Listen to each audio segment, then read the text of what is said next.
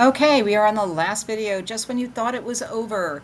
Third stage of labor. So first stage of labor, we had our interventions to get people we're pre-labor, we had interventions to get people into labor, and then during the active stage of labor, we talked about pain relief. Then we talked about second stage with our vacuums and our forceps, and cesarean birth. And in part 4, we're going to talk about third stage of labor. Okay, active management of the third stage is evidence-based practice. We used to let the placenta come out on its own unless it showed signs of not delivering. But in the last 10 years, we've seen much more active management of third stage of labor to get that placenta out quicker so that the uterus can contract so that it doesn't hemorrhage. And that's the purpose. So we begin that oxytocin when patients are in labor and they're having an induction or an augmentation, and we do these tiny, tiny little amounts. Well, we mimic what nature does postpartum, which is to flood the system with oxytocin and make that uterus contract.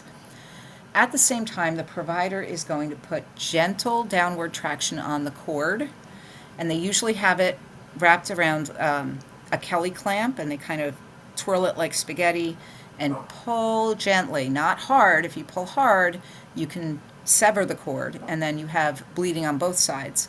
You do it during contraction, and you ask the mom to push. Signs that the placenta is coming out, you'll see a little gush of fluid.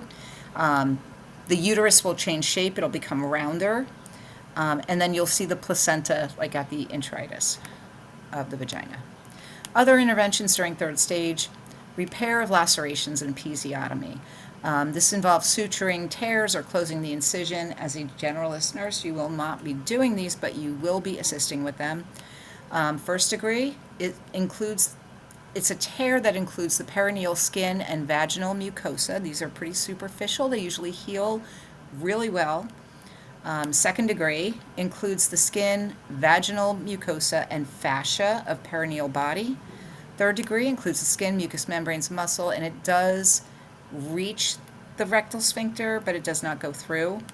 Fourth degree, skin, mucous membranes, muscle, and rectal sphincter. It exposes the rectal lumen. The repair for this is particularly tricky, and so you won't usually see midwives do those repairs, although they do first, second, and third degree. With fourth degrees, that really requires the skill of a surgeon, so you need to get your OB provider to prevent things like bowel incontinence. The nurse's responsibilities during this procedure is obtaining the supplies like sutures, local anesthetic, and performing counts for sponges and sharps.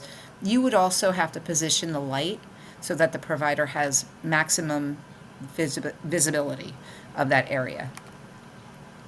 And that is all we have for today. Thank you for sticking with me. Bye.